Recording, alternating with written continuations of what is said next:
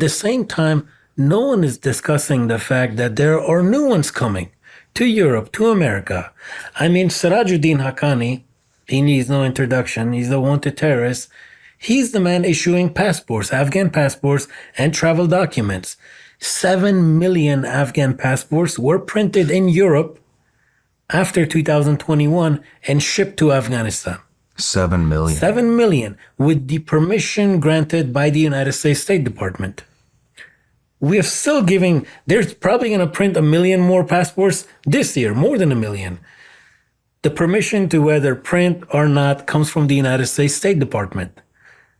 They're granting permissions. We all know where the passports go, to Sirajuddin Haqqani, because Afghanistan cannot produce its own passport booklets, just like it cannot produce its own currency. This was the father of suicide bombing in Afghanistan. Yes, killed over 1,000 American service members in Afghanistan. He's still wanted by the FBI and the State Department. In fact, I don't think the State Department, because Ambassador Karen Decker was recently on a episode, Afghan news show, Amu TV. My friend Sami Mahdi, he asked her, he said, is Sirajuddin Haqqani still a terrorist? Is the State Department still looking for him? She says she cannot answer these questions.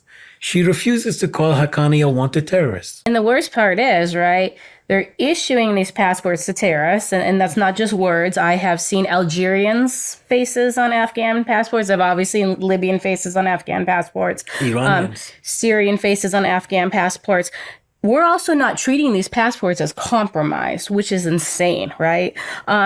So they don't even act like the Afghan passports compromised, even though any terrorist can travel to Afghanistan and get their name changed and their face put on one of these passports. So we don't just have a problem with USID. We don't just have a problem with State Department. We have a problem with the money the Department of Defense is giving to the Taliban. We have a problem with money CIA is giving to the Taliban. And we have to be honest about all these pockets of money, because you can't stop them if you don't discuss all of them. As we say, Sean, this has to be an act of Congress. This has to be No Tax Dollars for Terrorists Act, which I once again call on His Excellency Speaker Mike Johnson to put it up for a vote. Let members vote on it. This needs to stop.